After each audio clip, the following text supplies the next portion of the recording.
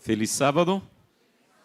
Uma alegria estarmos juntos mais uma vez. Começamos ontem um final de semana especial de oração. Vamos concluir amanhã à noite e pedimos mais uma vez que a presença de Deus fale poderosamente ao nosso coração. Para aproveitarmos bem o tempo, vamos direto à palavra de Deus. Abra sua Bíblia no livro de Gênesis. Gênesis capítulo 9. Gênesis capítulo 9.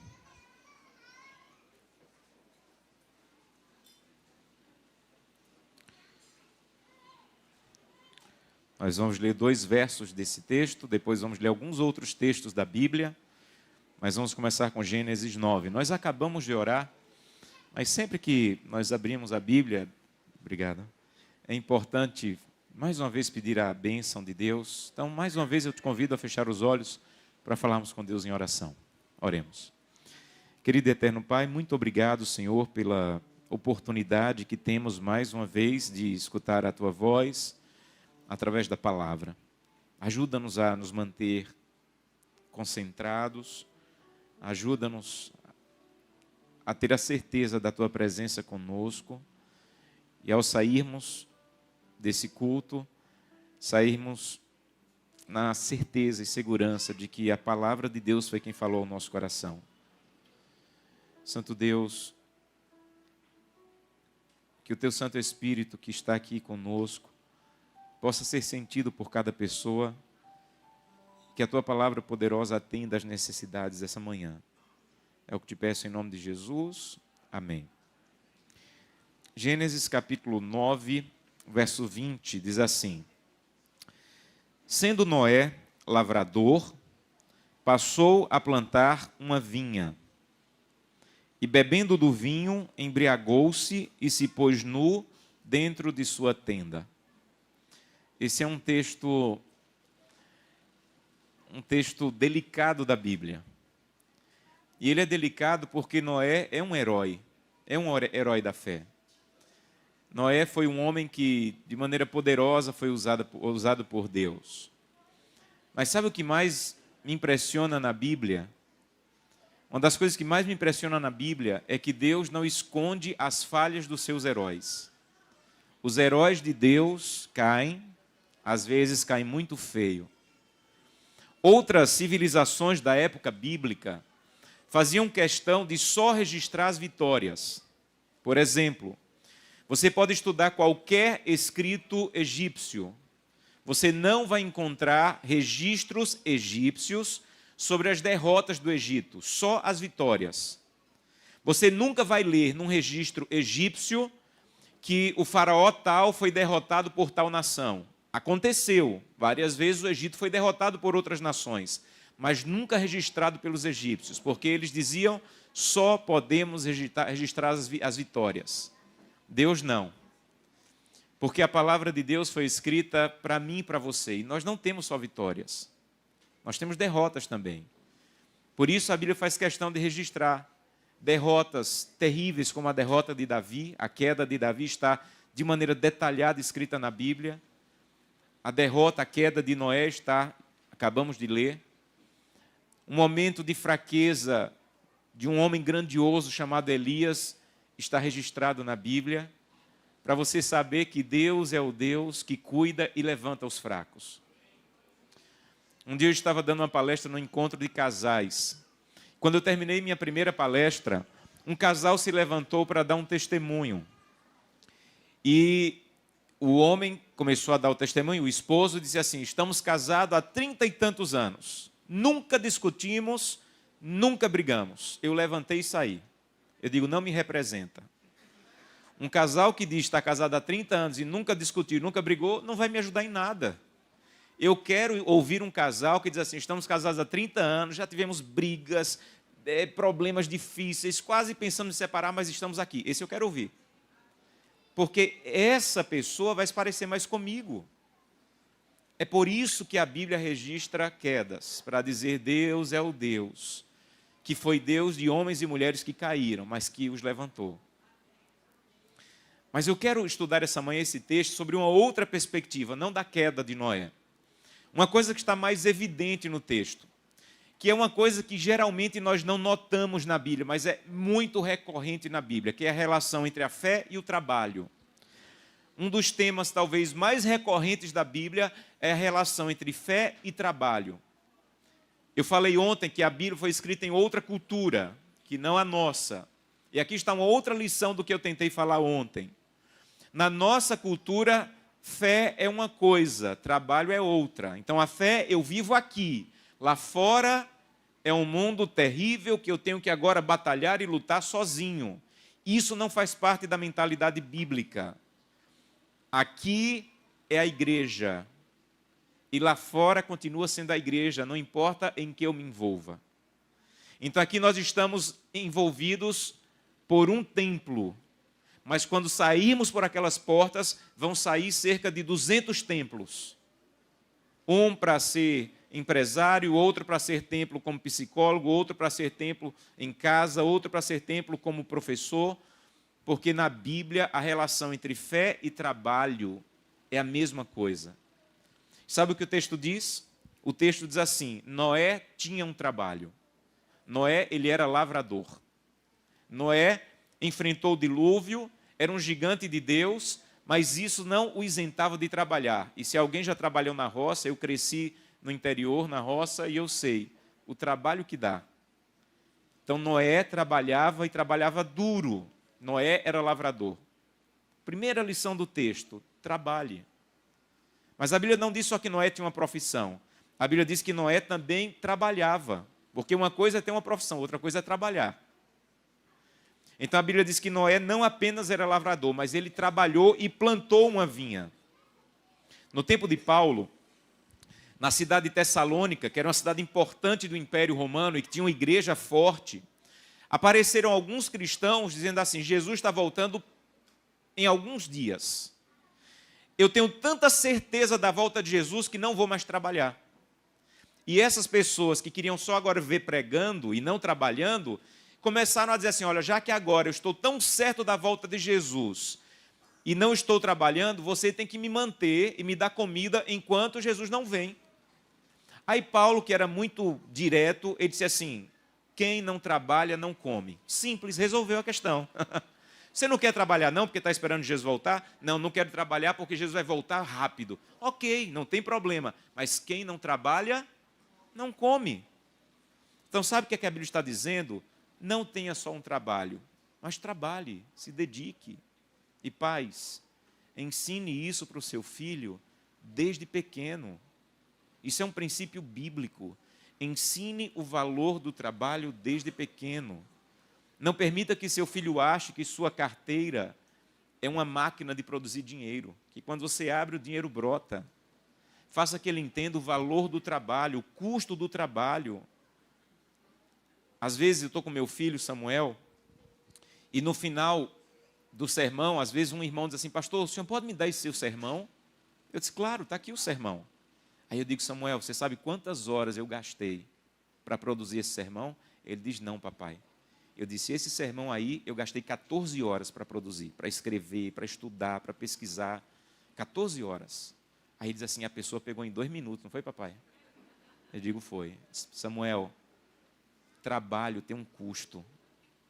Se você vê o papai pregando e você vê alguém dizendo assim: pastor, olha, eu gostei do seu sermão, saiba que aquele sermão não caiu do céu. Eu tive que passar horas estudando, pesquisando, lendo, escrevendo, corrigindo, porque o trabalho tem custo. Ensine isso para os seus filhos. Outro dia ele disse assim: pai, eu quero tal coisa. Eu disse assim: não tem para você, pode querer o que você quiser no mundo. É mesmo, pai? O que você quiser. O senhor vai me dar? Não. Aí é outra coisa, é outro departamento. Você vai fazer o seguinte: você vai fazer um cartaz e você vai escrever: lavo carros a R$15. E lá é eu moro num lugar que só tem casas de pessoas da igreja. Ele fez o cartaz e ele estava lá, 14 anos, lava o carro a R$15. E lá cobram 30, ele está vendendo pela metade do preço. Esses dias ele me disse assim: papai, eu acho que está barato. O pessoal está dizendo que eu estou lavando bem, eu vou aumentar para 25. Eu digo: aumento para 25. Porque eu quero que o meu filho entenda que aquilo que ele quer comprar tem um preço. e que ele pode fazer parte do preço. Então, o meu trato com ele é o seguinte: o que você conseguir, eu dobro, mas você tem que conseguir. Você quer? Quero. O que você conseguir, eu dobro. Porque eu não preciso que meu filho saiba apenas que existe trabalho. Eu preciso que ele entenda o custo do trabalho. Então, eu não sei o que meu filho vai fazer na vida, mas lavar carro ele já sabe. Ellen White diz assim: todo pai deveria ensinar para o seu filho, além de uma profissão, uma coisa útil e prática, de forma que, se a profissão der errada, ele possa ter outra coisa para fazer. Então, se você vê alguma possibilidade, ensine o seu filho a tocar um instrumento. Deu errado a profissão dele, ele pode dar aulas ali, a falar uma outra língua, porque a Bíblia diz: não apenas trabalhe, não apenas tenha um trabalho, mas trabalhe.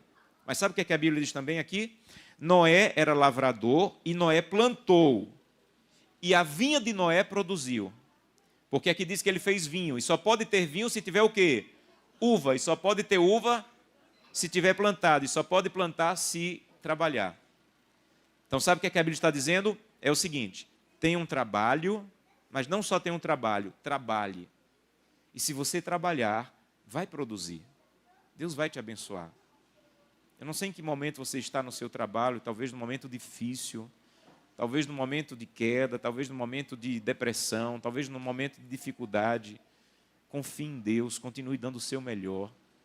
Seja conhecido como melhor naquela área, dedique-se de maneira profunda.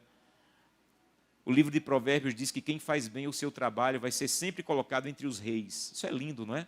Quem faz bem o seu trabalho sempre vai ser colocado entre os reis. Então, tenha um trabalho, trabalhe e faça o seu melhor. Quando eu fui fazer teologia, os meus pais não tinham como pagar a faculdade, e eu pedi à igreja uma bolsa de estudos, e eu recebi, mas eu tinha que trabalhar para poder ter direito à bolsa de estudos. Quando eu cheguei no colégio, eu comecei a trabalhar com meu pai aos 9 anos de idade. E meu pai tinha um comércio e me ensinou a trabalhar ali com 9 anos de idade. E talvez uma das lembranças mais marcantes que eu tenho na minha cabeça é que um dia estavam filmando, gravando um filme lá em Pesqueira. Eu sou de Pesqueira, no interior. Estavam gravando um filme lá, e Dominguinhos estava gravando nesse filme. Lembram do Dominguinhos, que tocava sanfona? E meu pai tinha um comércio que era um posto telefônico. Os mais novos não sabem o que é isso, os mais antigos vão lembrar que as pessoas iam num lugar para alguém fazer a ligação para você. E você entrava numa cabine telefônica para atender e falar com quem você queria. Eu trabalhava aí, meu pai tinha um posto telefônico. E eu sentava num balcão, o balcão quase me cobria, e Dominguinho chegou lá. Aí ele disse assim: chame seu pai, eu quero fazer uma ligação. Eu disse assim: meu pai não está não, quem faz a ligação sou eu. Aí ele disse assim: você não sabe fazer ligação não, que você é um menino, você é uma criança. Eu digo: eu sei. Aí ele falou assim: se você fizer a ligação e acertar, eu lhe dou R$50. Além do preço da ligação, eu lhe dou R$50. Eu fiz a ligação, todo animado. Ele atendeu, falou, quando saiu, me deu R$50. Pagou a ligação, me deu R$50. Aí ele me disse uma coisa que eu nunca vou esquecer na vida. Ele disse assim: eu queria deixar um recado para o seu pai. Diga a seu pai que ele está criando um homem. Diga a seu pai que ele está criando um homem. E saiu. Eu não lembro muita coisa da minha infância, mas isso eu lembro. Eu nem sabia quem ele era. Depois eu fiquei sabendo e disse: pai, aquele homem foi lá ligar. Ele disse assim: aquele ali é Dominguinhos e tal. Quando eu recebi a carta do colégio, o colégio dizia assim: você vai receber a bolsa de estudos para fazer teologia, mas tem que trabalhar. E quando a pessoa foi me entrevistar para saber que trabalho eu iria fazer, ele perguntou: o que você sabe fazer? Eu disse: olha, eu sei trabalhar com central telefônicas, eu sei trabalhar com computador. Ele disse assim: mas aqui não tem esse trabalho para você não. O trabalho que nós temos para você é para capinar o colégio. E me deram enxada e eu fui capinar o colégio. Estava fazendo teologia, mas trabalhava uma parte do dia capinando o colégio. Depois de uns 6 meses, o diretor me viu e disse assim: olha, você trabalha bem, vou transferir você. Você agora vai limpar os banheiros do colégio. E eu fui lá para lavar os banheiros do colégio. Depois de uns 4 meses, ele disse assim: olha, você está fazendo bem, vou transferir você. Você agora vai lavar as panelas da cozinha. E lá no colégio tinha uma panela para cozinhar feijão, uma panela industrial que fica no chão e cozinha meio saco de feijão por vez. O fogo vem assim por baixo E um dia eu estava quase dentro dessa panela lavando, todo sujo, todo molhado. Aí eu comecei a reclamar. Eu disse, Deus, eu não vim aqui lavar panela, eu não vim aqui lavar banheiro, eu não vim aqui capinar, eu vim ser pastor. O que eu estou fazendo dentro dessa panela? Sabe quando Deus fala? Deus me disse assim, lave bem essa panela. Porque o pastor que você vai ser depende de como você está lavando essa panela. Se você não fizer bem o pouco, você nunca vai ter o muito. Faça o seu melhor. Se você fizer o melhor na panela, talvez você faça o melhor como pastor. Mas se você tropeçar aqui, você vai tropeçar em tudo. Então, não apenas tenha um trabalho, trabalhe. Não apenas trabalhe, faça o seu melhor. E Deus vai abençoar você e creia nisso. Faça o seu melhor. As dificuldades vêm, os momentos de baixa vêm. Mas Deus vai te abençoar, creia nisso, fazendo o seu melhor. Não existe, biblicamente, nenhuma lógica, como algumas igrejas da prosperidade dizem, que diz assim, hoje é o dia de abençoar os negócios. Venha para a igreja tal dia, pague tanto para o pastor e pode ficar tranquilo que tua empresa vai prosperar. Isso não é bíblico. O bíblico é, trabalhe, faça o seu melhor e Deus vai te ajudar. Não é ir para a igreja, pagar para um pastor, porque o pastor determinou que naquele dia Deus vai abençoar as empresas. Isso não é bíblico. O bíblico é, Deus vai abençoar como fruto do teu trabalho. Isso aconteceu com Noé. Tinha um trabalho, trabalhava e produziu. Mas aí vem a tragédia. Sabe o que a Bíblia diz? Que Noé pegou o fruto do seu trabalho e se embriagou com ele. E se pôs nu dentro da sua tenda. Esse é o principal ponto que eu queria que você levasse para casa hoje. Nós vamos estudar alguns textos bíblicos sobre a relação entre fé e o trabalho. Mas sabe o que a Bíblia diz? A terra de Noé produziu. Era a bênção de Deus. E Noé pegou o fruto dessa bênção e fez vinho e se embriagou. E a grande tragédia é que essa é a história de muitos de nós. Nós estamos nos embriagando com o fruto do nosso trabalho. Existem muitas pessoas que, no lugar de usar o seu trabalho para ser uma bênção, para ser fiel a Deus, estão embriagadas com o carro que possui, com a conta do banco, e isso está fazendo com que ela se afaste e perca a fé, porque ela está se embriagando com o fruto do trabalho que deveria ser usado para glorificar e honrar a Deus. Quando uma família sai de casa sem fazer o culto familiar, porque tem que correr desesperado para o trabalho, ela está embriagada com o fruto do seu trabalho. Então, o que eu queria que você entendesse essa manhã é que o trabalho é uma bênção e Deus pode abençoar. Mas não permita que o fruto do seu trabalho embriague você. Não permita que o fruto do teu trabalho embriague você ao ponto de você deixar de ser fiel a Deus. Ao ponto de você deixar de ter o compromisso com Deus. Ao ponto de deixar que você não tenha mais tempo para a tua família. Então, quando o fruto do trabalho, no lugar de ser uma bênção, começa a embriagar você, o que deveria ser bênção se torna maldição. Outro dia eu conversei com uma senhora, que me disse, pastor, ora por mim. As pessoas da minha igreja, da minha família, estão me criticando muito do meu trabalho. Eu tenho um trabalho bom, que me mantém bem. E eu recebi uma promoção, iria ganhar quase o dobro. Mas o critério era, eu teria que trabalhar tantas horas a mais, às vezes nem ter limite nas horas que eu teria que trabalhar. E esse trabalhar a mais iria comprometer o meu horário de devoção pessoal, o meu tempo de dar estudos bíblicos e o meu tempo com a família. E eu não aceitei. E as pessoas da igreja, da família e do trabalho estão dizendo que eu estou louca. E eu disse a ela, você não está louca, você só não está permitindo que o trabalho embriague você. Que o fruto do trabalho embriague você, como aconteceu com Noé. Noé ter um trabalho e trabalhar e produzir é bênção de Deus. A bênção de Deus foi quebrada quando o fruto do trabalho começou a embriagar Noé. Então não permita que o fruto do teu trabalho embriague você. Quando chega o pôr do sol e a família no sábado deveria estar reunida para receber a Deus e dizer, santo Deus, o Senhor já me deu 6 dias de trabalho, o Senhor esteve comigo, agora eu quero parar no pôr do sol para receber o sábado e dizer, o importante da minha vida não é os 6 dias que passou, o importante da minha vida é o 7º dia que Deus está comigo. Mas quando uma família não tem tempo de se reunir para receber o sábado, porque o trabalho é tão grande que nas horas do sábado ainda está nas atividades, ela está embriagada com o fruto do trabalho. Não permita que isso aconteça com você. Quando no final do mês, Deus diz assim, olha, tudo que você recebeu é dádiva minha. E para você não esquecer que tudo é dádiva minha, eu quero que você devolva os dízimos e ofertas. E quando uma pessoa é infiel nos dízimos e ofertas, ela está embriagada com o fruto do trabalho. Ela está usando só para ela. E por favor, esqueça necessidade de igreja, esqueça necessidade da causa de Deus e entenda que a fidelidade é por você, não por Deus. Se você decidir que não vai ter tempo de assumir nenhuma função na igreja, eu estou trabalhando tanto que eu não quero função nenhuma na igreja, fique tranquilo, a igreja vai avançar sem você, porque é de Deus. Se você decidir que não quer mais guardar o sábado, que não tem tempo, que o trabalho é muito corrido, não dá para fazer o pôr do sol, Deus não vai deixar de receber o sábado ou dar o sábado porque você não quer recebê-lo. O sábado vai continuar acontecendo.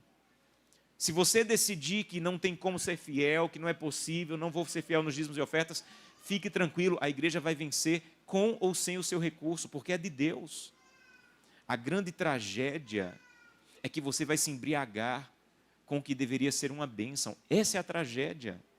Então esqueça, a igreja precisa, a obra precisa, sou eu quem preciso. É a minha família que precisa. Cada semana, quando eu recebo o sábado com minha família, eu vejo o benefício que faz na vida dos meus filhos. Cada manhã e cada tarde, quando eu reúno minha família para fazer o culto, eu vejo o que está mudando no caráter dos meus filhos. Cada vez que eu sou fiel a Deus, eu vejo o quanto Deus está arrancando o egoísmo no meu coração. Então, não é uma questão de igreja, é uma questão de mudança de caráter. Deixa eu mostrar um texto bíblico para você, para tentar esclarecer. Abra sua Bíblia em Filipenses capítulo 4. Filipenses capítulo 4. Tem um texto lindo que Paulo fala para uma igreja muito fiel. A igreja que ficava na cidade de Filipos era uma igreja extremamente fiel, extremamente comprometida com as coisas de Deus. Aí olha o que Paulo diz para essa igreja. Filipenses capítulo 4, verso 17. Ele diz assim: não que eu procure o donativo. Então essa igreja, ela enviava as suas ofertas e dízimos por Paulo, para levar para Jerusalém. E Paulo está dizendo assim, olha, essa é a única igreja que Paulo recebeu. Ele tem um texto lá em Coríntios, as pessoas da igreja de Coríntios eram muito cheias de confusão, e Paulo ficou temendo que eles achassem que Paulo estava querendo o dinheiro para ele. Então Paulo disse assim, eu não vou receber o dinheiro de vocês, outra pessoa pode receber, eu não. Mas a igreja de Filipe, como era uma igreja fiel, Paulo disse assim, não, eu vou receber o dinheiro de vocês e vou levar para Jerusalém. Mas entenda, Paulo diz, não é que eu queira o dinheiro de vocês. Eu vou explicar para vocês por que eu estou recebendo. O que realmente me interessa é o fruto que aumente, o que é que diz na sua Bíblia? O vosso crédito. Sabe o que é que Paulo está dizendo? Veja, eu vou receber, não é por mim, não é pela igreja. Eu vou receber porque eu sei o que vai acontecer, os frutos que vai dar na sua vida se você for fiel. Às vezes as pessoas dizem assim, pastor, o senhor fala de dízimo e oferta, tem gente que não tem coragem de falar. Eu digo, vou te dizer por que eu falo, porque eu entendi o que significa na vida do fiel ser fiel. Eu não falo, e Deus conhece o meu coração, eu não falo pela necessidade da igreja. Eu falo porque eu sei que o nosso caráter precisa da fidelidade. Um dia Jesus encontrou com um jovem rico e Jesus falou assim, é o seguinte, você não precisa de uma dose pequena de fidelidade, você precisa de uma dose cavalar de fidelidade, então vai e vende tudo, porque você está muito embriagado com os seus bens. Jesus nunca pediu isso para ninguém, só para o jovem rico, porque naquele caso precisava de uma dose mais alta de fidelidade, de compromisso e de entrega. Talvez Deus esteja pedindo para você hoje, não se embriague com o fruto do seu trabalho. Isso vai ser destrutivo. Foi destrutivo para os filhos de Noé. E pode ser destrutivo para a tua família também. Outro dia eu estava em uma igreja. Eu estava fazendo uma semana uma caravana de pregações no estado do Brasil. Cada noite eu pregava em uma igreja diferente. E na primeira noite eu preguei no auditório, em uma igreja. Na saída foi me despedir dos irmãos. E uma jovem me encontrou, me buscou e disse assim: pastor, eu estou precisando de ajuda. Ela estava muito emocionada e disse: pastor, eu sou de uma família muito pobre. Eu estou fazendo faculdade de psicologia na Faculdade Adventista da Bahia e minha família não tem como me ajudar. Eu já estudei lá um período, mas eu estou com uma dívida na faculdade de R$6.000. E eu não tenho. Eu trabalhei, comportei, consegui uma parte do dinheiro, mas ainda preciso de R$2.000, pastor. E eu tenho que pagar esses R$2.000 em 3 dias para eu poder fazer a matrícula e voltar para estudar. E, pastor, eu preciso voltar. Eu não posso voltar para minha casa. Não tem mais nada aí para mim. Eu sou a primeira pessoa da família a conseguir fazer uma faculdade. Pastor, você não me conhece, mas, por favor, eu não sei mais a quem pedir. Me ajuda. E eu disse para ela: eu não tenho os R$2.000 agora, mas eu vou arrumar. Eu não sei de onde eu vou conseguir esse dinheiro para você. Anotei o número dela, orei com ela. E naquela noite eu disse: Senhor, eu não tenho esse dinheiro completo. Mas o Senhor tem. O Senhor sabe onde está o dinheiro. Me ajuda a encontrar. Eu vi muita sinceridade nela. No outro dia, eu fui pregar em outra igreja. E na saída, um irmão se aproximou de mim. E ele disse assim: pastor, ele estava com um envelope na mão. O envelope estava gordinho assim. Ele disse: pastor, Deus me mandou entregar esse envelope para o senhor. Eu disse: irmão, e o que é que tem nesse envelope? Ele disse: dinheiro. Eu disse: irmão, pastor adventista não pode receber dinheiro na porta da igreja? Ele disse: pastor, eu sei, mas Deus me mandou entregar esse envelope para o senhor. Eu disse: irmão, o que é que tem nesse envelope? Ele disse: dinheiro. Eu disse: quanto tem? Ele disse: R$2.000. Eu disse: irmão, deixa eu lhe contar o que aconteceu ontem. E eu contei a história para ele. Ele disse: pastor, agora eu entendi. Eu era para eu falar com o senhor, mas não, o dinheiro não era para o senhor. Eu liguei para ela, ela morava perto, veio se encontrar, imagine a emoção, recebeu o dinheiro, pagou sua faculdade. E aí eu conheci esse irmão. Nós tornamos muito, muito amigos. Um homem muito próspero, tem mais de 70 lojas de imóveis, fazendas de gado, de ovelhas. Mas um homem que entendeu o trabalho e o fruto do trabalho não é para me embriagar. O trabalho e o fruto do trabalho é para honrar a Deus e ouvir o sussurro de Deus. Porque Deus vai sussurrar. Deus vai dizer assim: amigo, você já entregou o dízimo e a oferta? Então faz o seguinte, compra uma cesta básica, coloca na mala do carro, porque eu vou mandar alguém com fome para você entregar a cesta básica. Alguém que está disposto a não se embriagar com o fruto do trabalho sempre vai ouvir o sussurro de Deus, sempre. E aquele homem vivia ouvindo o sussurro de Deus para ajudar pessoas. E nós ficamos muito amigos. Ele sempre me ligava, eu orava com ele. Quando ia no estado que ele morava, no Maranhão, nos encontrávamos para almoçar, para conversar. Às vezes passávamos muitos minutos no telefone, conversando, orando sobre Deus, sobre a Bíblia. E um dia ele me ligou e disse: pastor, eu tenho uma notícia triste para lhe dar. Eu estou com uma enfermidade. O médico disse que eu tenho pouco tempo de vida. Ele já tinha mais de 75 anos e disse: pastor, eu sei que não tenho mais muito tempo de vida. E essa doença agora, o médico disse que é grave. A doença rapidamente tirou a força do meu amigo. E alguns sábados ele me ligava pela manhã, quando eu estava saindo para pregar em algum lugar, e dizia: pastor, hoje eu não tenho força para a igreja, estou muito fraquinho, mas já assisti um sermão seu aqui no YouTube, eu queria falar desse sermão. E a gente conversava, até chegar na igreja, a gente ia conversando e orava com ele, quase todo sábado. Entre 7 e 8 da manhã ele me ligava: pastor, olha, acabei de assistir o sermão, não tenho força para ir para a igreja hoje. E há uns 8 meses atrás, a esposa dele me ligou, sábado pela manhã, 9 horas da manhã.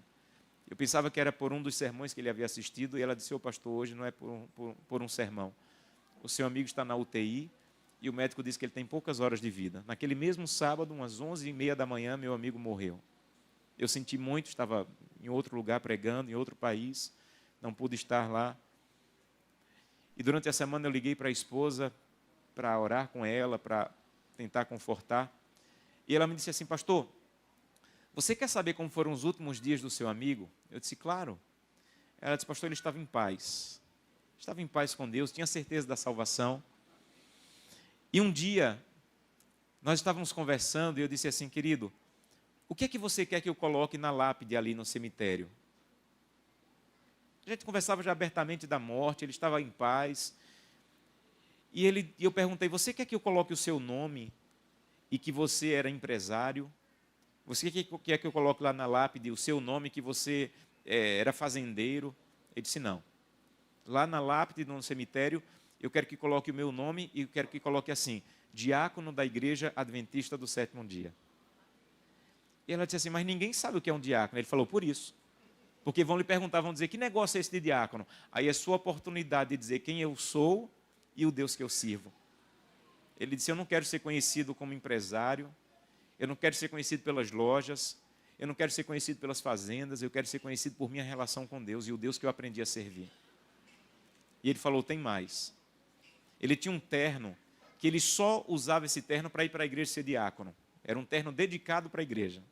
Com esse terno ele não ia para casamentos, com esse terno ele não ia para a empresa, com esse terno ele só ia para a igreja ser diácono. Ele falou, eu quero ir para o cemitério vestido com meu terno de diácono. Porque quando Jesus voltar, quando ele me ressuscitar, eu vou dizer, Jesus, se tiver diácono no céu, já estou vestido. Já estou pronto. E o meu amigo foi para o cemitério vestido com seu terno de diácono. Porque ele entendeu que o trabalho, os bens e o que Deus colocou na mão dele não era para embriagá-lo, era para servir, era para se envolver, era para ajudar, era para fazer com que outras pessoas conhecessem a bondade do Deus que ele tinha. Então, sabe por que a história de Noé está registrada? Porque Noé é um instrumento de Deus até hoje para dizer, não permita que o trabalho embriague você. Não permita que o fruto do teu trabalho embriague você. Honre a Deus, seja fiel a Deus. Sabe por que a carta de Filipenses está na Bíblia? Porque Paulo quer dizer, entenda bem, eu não estou recebendo o teu donativo porque eu procure os donativos. Eu estou recebendo porque eu sei que isso vai dar frutos na tua vida, no teu caráter. Aí sabe o que ele continua dizendo? Verso 18. Eu recebi tudo e tenho abundância, estou suprido. Desde que Epafrodito, que é uma pessoa que foi levar as dádivas para Paulo, me passou às mãos o que me veio de vossa parte, para como aroma suave, como sacrifício aceitável e aprazível a Deus. Porque o meu Deus, segundo a sua riqueza em glória, há de suprir em Cristo Jesus cada uma das vossas necessidades. Então ele está dizendo, sejam fiéis, honrem a Deus, porque Jesus Cristo há de suprir não os seus desejos. Jesus Cristo não vai suprir aquilo que é supérfluo, mas eu te garanto, ele vai suprir cada uma das suas necessidades. Quero terminar com o último texto bíblico. Abra sua Bíblia no livro de João, capítulo 6. Vamos terminar com esse último texto bíblico. João, capítulo 6.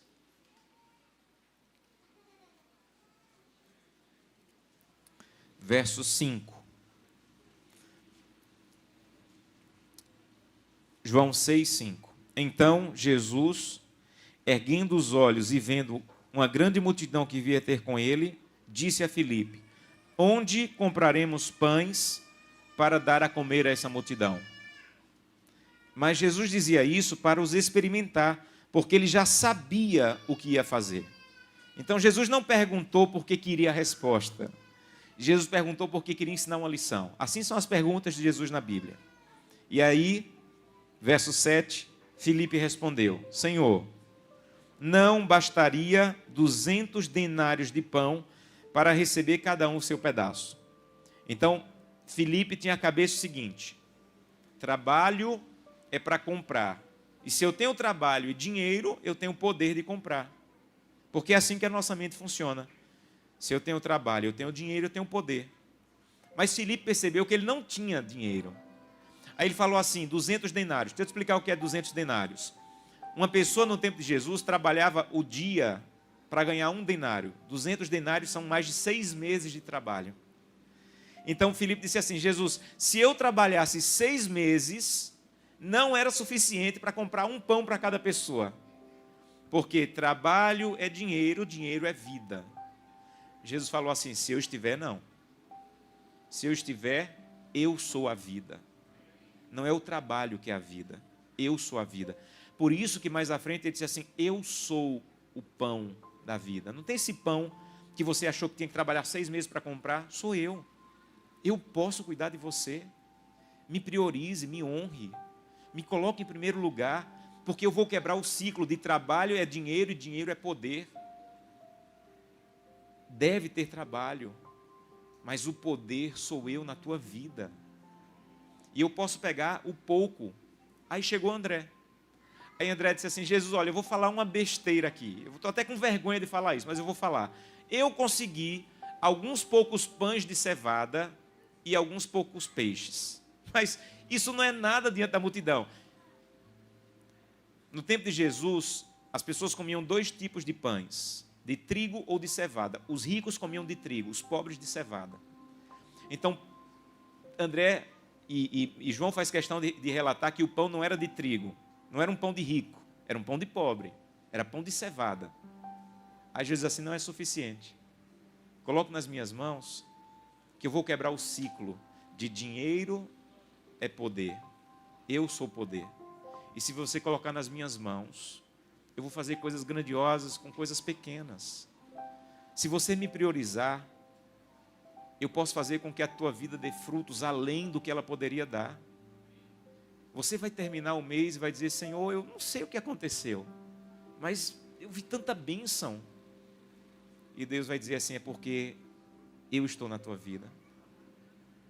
Sabe, quando uma família recebe o sábado, ela está quebrando o ciclo de ter dinheiro, quanto mais eu tenho, mais poder eu tenho. Ela está dizendo, Santo Deus, eu poderia agora estar trabalhando, mas quem manda na minha vida não é o trabalho. Por isso eu venho para a tua casa te adorar. Você está quebrando o ciclo ao estar na igreja adorando a Deus no sábado. Você está dizendo, Santo Deus, o que o mundo prega é, quanto mais eu tiver, mais poder eu tenho. Mas eu venho na igreja no sábado para dizer, quanto mais de Deus eu tiver, mais poder eu tenho. Mesmo que eu tenha que fechar, mesmo que eu não vá fazer a prova no sábado, mesmo que eu tenha que enfrentar desafios, mas eu quero ter Deus. E se eu tiver Deus e tiver só um pouquinho de pão de cevada, Deus vai fazer com que eu só ia produzir com 6 meses de trabalho, eu consiga produzir com alguns poucos pães de cevada nas mãos de Deus. Você entende? Só dá para alimentar a multidão com 6 meses de trabalho. Jesus falou assim, com vocês, na regra de vocês. Na minha regra é o seguinte, me entregue o que você tem. E com pouco que você tem nas minhas mãos, eu sou capaz de fazer em um momento o que você só conseguiria fazer em 6 meses. Eu sou capaz de fazer com que você chegue mais longe comigo do que você chegaria sozinho. Então, cada vez que você é fiel a Deus, fazendo o seu culto familiar, cada vez que você passa tempo na presença de Deus, você está dizendo, Deus, eu poderia ir para o trabalho agora, mas eu ia sozinho, eu não quero ir sozinho. Eu vou te buscar porque eu quero ir com o Senhor. Martinho Lutero dizia assim, geralmente eu oro 2 horas por dia, a não ser quando eu tenho muita coisa para fazer. Aí eu oro 4 horas. Nós fazemos o contrário, né? Então, quando eu não tenho nada para fazer, eu tenho mais tempo para orar. Quando eu tenho muita coisa para fazer, eu oro em 2 minutos, porque eu tenho muita coisa para fazer, estou apressado. Lutero dizia, não, é o contrário. Quando eu tenho muita coisa para fazer, aí eu preciso colocar Deus. Eu preciso dizer, Santo Deus, eu só tenho esse pãozinho de cevada, mas eu quero colocar na tua mão, me abençoa. E faz com que aquilo que eu só iria produzir com 6 meses, eu produza hoje com a tua bênção. E saia seguro da bênção de Deus, porque você esteve na presença dEle, está disponível e disposto a honrar esse Deus. Mas, por favor, não permita que o trabalho embriague você, e que os frutos do teu trabalho te iludam, ao ponto de você ser e viver uma vergonha como Noé. Eu quero convidá-lo essa manhã a dizer, Santo Deus, eu quero te honrar. Eu quero colocar o pouco que eu tenho em tuas mãos, mas é teu. Eu quero ser teu completamente. Você não precisa abrir a Bíblia, mas eu queria que você ouvisse esse texto. 2 Crônicas 16:9 diz assim, porque quanto ao Senhor, os seus olhos passam por toda a terra, para mostrar-se forte com aquele cujo coração é totalmente dele. Porque quanto ao Senhor, os seus olhos estão passando na igreja de Boa Viagem, para se mostrar forte com aqueles que são totalmente dele. Santo Deus, eu sou totalmente teu, completamente teu. E eu quero ser teu por toda a vida, em cada aspecto da vida. Eu não quero ser teu no sábado pela manhã. Amanhã, quando eu for para o meu trabalho, na segunda, eu quero continuar sendo teu, eu quero te honrar ali. Eu quero testemunhar do teu poder na minha vida. Eu quero chegar no meu trabalho com o rosto brilhando, porque eu saí da presença de Deus. E as pessoas vão perguntar: olha, teu rosto está brilhando. Aí você vai poder dizer: é porque eu passei muito tempo hoje na presença de Deus de madrugada. Não é o meu brilho, é o brilho de Deus em mim. Porque já não vivo eu, mas Cristo vive em mim. Se esse é o seu desejo, feche os seus olhos. E eu quero pedir a bênção de Deus sobre a sua vida.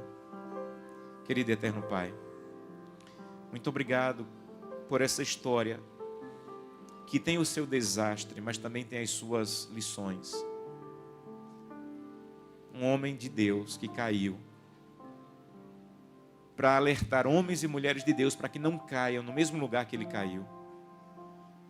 Um homem que trabalhou, produziu e usou o fruto do seu trabalho para se embriagar. E às vezes, Santo Deus, é isso que está acontecendo conosco. Quando não fazemos o culto, quando não temos devoção pessoal, quando não temos tempo de nos envolver com a tua causa, quando não temos tempo de guardar o sábado como devemos guardar, quando não somos fiéis nos dízimos e ofertas, nós estamos embriagados com o fruto do trabalho. Nos perdoa, nos ajuda a repensar e a entender que os olhos do Senhor estão olhando aqueles que são totalmente dele, para fortalecê-los. Deus está procurando aqueles que só têm 2 pães de cevada, para dizer: Santo Deus, só tenho isso, mas eu quero colocar em tuas mãos. Outros só produzem 6 meses, mas 2 pãezinhos de cevada nas mãos do Senhor podem produzir o que seria produzido em 6 meses, em um instante. Ajuda para que possamos desfrutar dessa tua bênção, da tua presença em nossa vida, e para que os nossos filhos entendam qual é a prioridade da nossa vida. Não é acumular, não é ter mais, é te honrar, te servir, estar disponível para ouvir o teu sussurro quando for necessário. Nos leva em paz para casa. Amanhã vamos mais uma vez ouvir a tua palavra, que à noite nos traz novamente para ouvir a tua palavra. É o que te peço em nome de Jesus. Amém. Que Deus te abençoe.